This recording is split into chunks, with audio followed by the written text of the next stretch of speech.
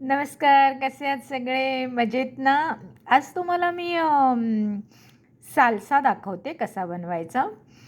पहिले 1-2 टॅमॅटो घ्यायचे, ते मिक्सरमधून फिरवून घ्यायचे, पण एकदम मऊ नाही करायचे. जरा असे जाडसरच ठेवायचे. हे बघा, आता मी तुम्हाला दाखवते. एकदम पेस्ट नाही केली आहे त्याची. ही अशी जरा जाडसरच पेस्ट करायची आणि ठेवून द्यायची. हिला तुम्ही हे नाही करायचं, त्याला वापरायची नाही, नंतर वापरायची आहे.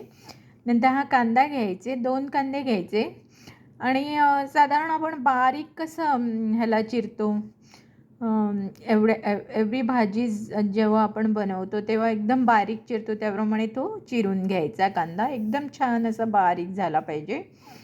नंतर एका बोलमध्ये तो घ्यायचा, कांदा घालायचा. नंतर 2 छान सुंदर लाल टमॅटोज घ्यायचे. ते सुद्धा असेच कांद्यासारखे बारीक कापता आले पाहिजेत तुम्हाला.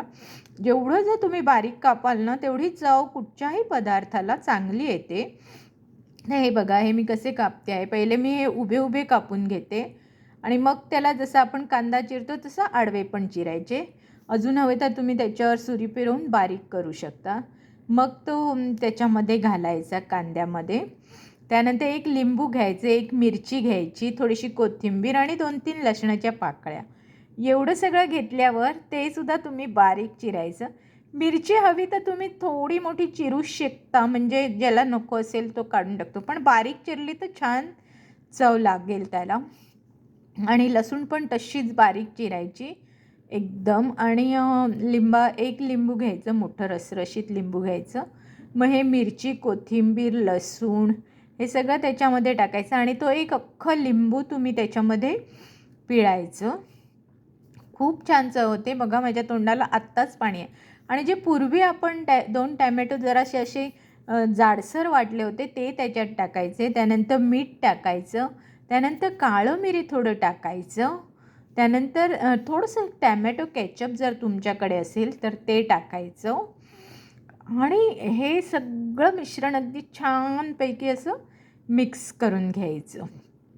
खूप छान असं तुम्हाला ते मिक्स करता आलं पाहिजे. जराही कुठे असं त्याला हे असता कामा नये. छान असं मिक्स करून घ्यायचं.